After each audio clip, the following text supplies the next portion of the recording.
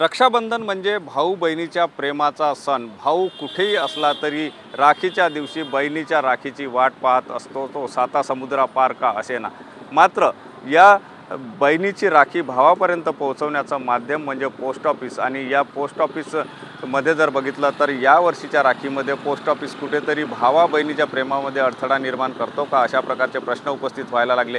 कारण गेल्या 3 दिवसापासून पोस्ट ऑफिसचं सर्व्हर स्लो सुरू असल्यामुळे जे बुकिंग आहे ते बुकिंग होण्यासाठी वेळ लागतो आहे। 3-3, 4-4 तास लाईनमध्ये उभं राहावं लागते आणि लांबच लांब रांगासुद्धा लागल्याचं पाहायला मिळते।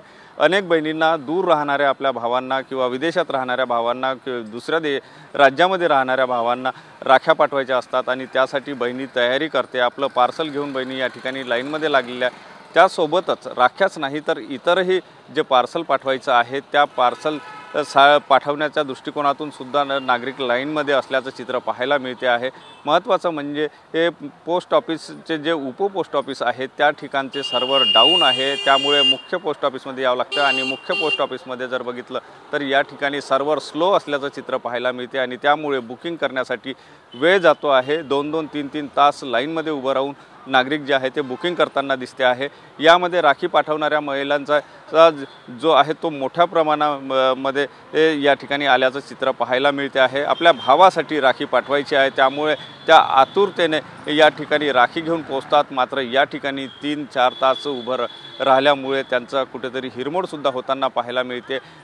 आणि एकंदर जर बघितलं तर पोस्ट ऑफिसची ही जी नवीन प्रणाली लावण्यात आलेली आहे, ही नवीन प्रणाली जी आहे ती नवीन प्रणाली सुरू तर झाली, मात्र त्यामध्ये काही तांत्रिक अडचणी येतात आहे आणि त्या तांत्रिक अडचणीमुळे जे आहे ते सर्व्हर स्लो असल्याचं सांगितलं जातं। आणि या सर्व्हर स्लो असल्यामुळेच जे आहे ते बुकिंग करण्यासाठी वेळ लागतो आहे, त्यामुळे नागरिकांना या ठिकाणी तात्काळ उभं राहावं लागते। त्याचा त्रास जो आहे तो नागरिकांना सहन करावा लागतो आहे।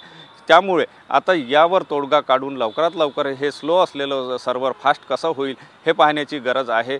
3 दिवसापासून असाच प्रकारचा प्रश्न जो आहे तो या ठिकाणी उपस्थित होताना दिसतो आहे। त्यामुळे 3 दिवसापासून नागरिक लाईनमध्ये लागून आपल्या भावांना राखी पाठवण्यासाठी बहिणी लाईनमध्ये लागून असल्याचं चित्रसुद्धा पाहायला मिळते।